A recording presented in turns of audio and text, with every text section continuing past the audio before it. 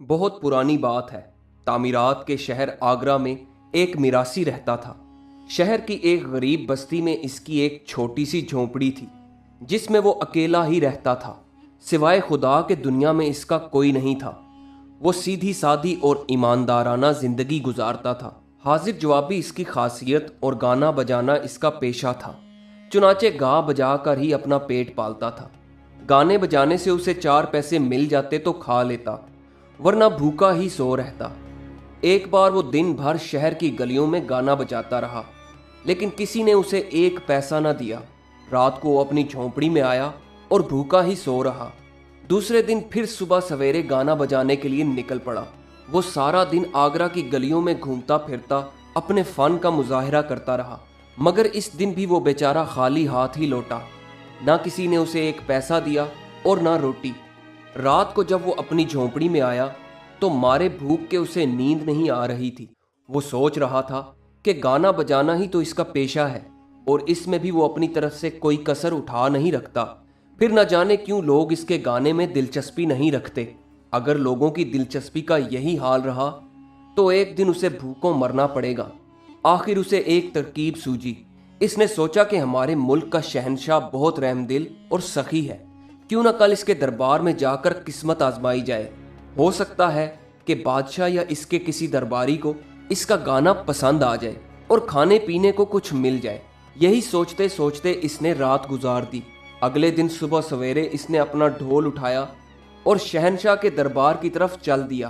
पैदल चलते चलते दोपहर हो गई थी। शहंशाह अपना दरबार बर्खास्त करने ही वाला था कि इतने में वो भी पहुंच गया। इसने दरबान से दरख्वास्त की कि शहंशाह को इत्तला कर दे कि एक मिरासी अपना गाना सुनाने के लिए हाजिर हुआ है। दरबान ने खबर पहुंचा दी। इस वक्त शहंशाह की मिजाजी कैफियत अच्छी थी, चुनाचे इसने मिरासी को गाने की इजाजत दे दी। मिरासी ने वहीं दरवाजे पर खड़े खड़े अपना गाना बजाना शुरू कर दिया। शहंशाह को इसका गाना इतना अच्छा लगा कि वो काफी देर तक इसका गाना सुनता रहा। गाना सुनते सुनते अचानक उसे याद आया कि मिरासी लोग तो बड़े मस्खरे और हाजिर जवाब होते हैं, क्यों ना आज इसकी हाजिर जवाबी को भी आजमाया जाए। शहंशाह ने उसे अंदर बुला लिया और इसके गाने की तारीफ करते हुए बोला, अरे मिरासी, तुम तो छुपे रुस्तम निकले। इतना अच्छा गाना बजाना जानते थे तो कभी पहले क्यों नहीं आए? तुम्हारा फन तो वाकई इनाम का मुस्तहिक है। शहंशाह ने मिरासी से पूछा, मेरे सर पर तो इतने घने बाल हैं, लेकिन मेरी इन हथेलियों पर बाल क्यों नहीं है? मिरासी तो पहले ही शहंशाह की जुबान से इनाम का लफ्ज सुनकर खुश हो गया था। चहक कर कहने लगा, हुजूर, आप बहुत सखी हैं, हर वक्त सखावत करते रहते हैं और लोगों को इतना देते रहते हैं कि देते देते आपकी हथेलियों के बाल गायब हो गए। शहंशाह ये जवाब सुनकर बहुत खुश हुआ और पूछने लगा, अच्छा चलो ये तो ठीक है, मेरी हथेलियों के बाल तो खैरात देते देते घिस गए हैं। मुझे बताओ तुम्हारी हथेलियों पर बाल क्यों नहीं हैं? मिरासी बोला, हुजूर, असल में इनाम पाने का मौका तो आज मिला है, लेकिन इससे पहले मैं ख्वाब में ही हर रोज आपसे कुछ ना कुछ लेता रहा हूँ, यहाँ तक कि लेते लेते मेरी हथेलियों के बाल भी घिस गए हैं। शहंशाह मिरासी का ये जवाब सुनकर और भी ज्यादा खुश हुआ और दरबार के हाजरीन की तरफ इशारा करते हुए पूछने लगा, अगर ये बात है तो इन सब दरबारियों की हथेलियों पर बाल क्यों नहीं है? मिरासी ने फौरन जवाब दिया, हुजूर, जब भी आप किसी को कुछ न कुछ देते हैं तो ये सब लोग हसरत और अरमान से अपनी हथेलियां मलते रहते हैं, इसीलिए उनकी हथेलियों के बाल भी घिस गए हैं। मिरासी की हाजिर जवाबी से शहंशाह बहुत खुश हुआ। इसने मिरासी से कहा, तुम्हारे गाने बजाने और हाजिर जवाबी ने हमारा दिल खुश कर दिया है। इसी खुशी में हम तुम्हें एक हाथी इनाम देते हैं। कुछ ही देर में एक अच्छा खासा पहाड़ जैसा हाथी मिरासी के सामने खड़ा था, लेकिन उसे इस शाही इनाम की कोई खुशी महसूस न हुई। वो ये सोच रहा था कि इस खुशी से क्या फायदा जो गम का कांटा बनकर चुभती रहे। वो कभी हाथी को देखता, कभी शाही महल को और कभी अपने आप को। इसकी समझ में कुछ नहीं आ रहा था। वो भूखा प्यासा बादशाह के पास तो इसलिए आया था कि खाना खाने के लिए कुछ मिल जाए, लेकिन बादशाह भी इसके दिल का दर्द ना जान सका। इनाम भी दिया तो क्या, हाथी जो ना इसके पेट की भूख मिटा सकता है और ना ही ओढ़ने बिछोने का काम दे सकता है। मिरासी का जी तो चाहता था कि वो हाथी शहंशाह को वापस कर दे और अपने यहाँ आने का मकसद साफ साफ लफ्जों में उसे बता दे, मगर बेचारा डरता था कि कहीं इसकी ये हरकत शहंशाह को नागवार ना गुजरे। नाचार वो इस शाही इनाम को लेकर घर लौट गया और आकर सोचने लगा कि शहंशाह ने मेरे साथ कितना बड़ा मजाक किया है। कहाँ इतना बड़ा हाथी और कहाँ ये छोटी सी झोंपड़ी। अब मैं उसे बांधूं भी तो कहाँ बांधूं? फिर मुझे अपने खाने के लिए तो 2 वक्त की रोटी नहीं मिलती। अब इस हाथी को खिलाने के लिए कहाँ से लाऊंगा? इस पहाड़ जैसे हाथी की बजाय अगर शहंशाह मुझे 2 बोरी गेहूं, चावल, जौ या चने वगैरह कुछ भी दे देता तो चंद दिन पेट भरकर खा तो लेता और कुछ दिन सुख का सांस भी ले लेता। ये तो और भी मेरा जीना हराम कर देगा। यही सोचते सोचते मिरासी बेचारा रोने लगा।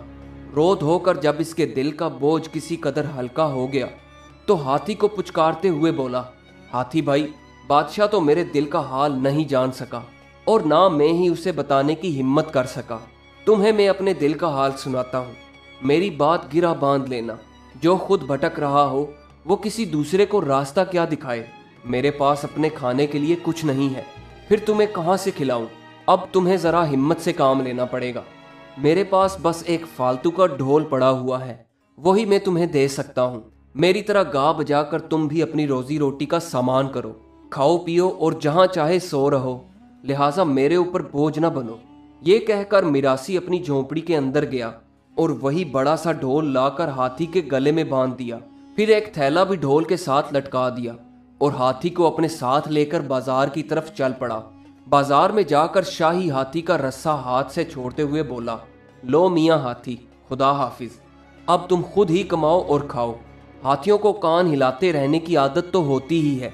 इस शाही हाथी ने भी अपने कान हिलाने शुरू किए तो कानों की चोट ढोल पर कुछ इस अंदाज से पड़ी कि ढोल में ढम ढम की आवाज़ पैदा होने लगी।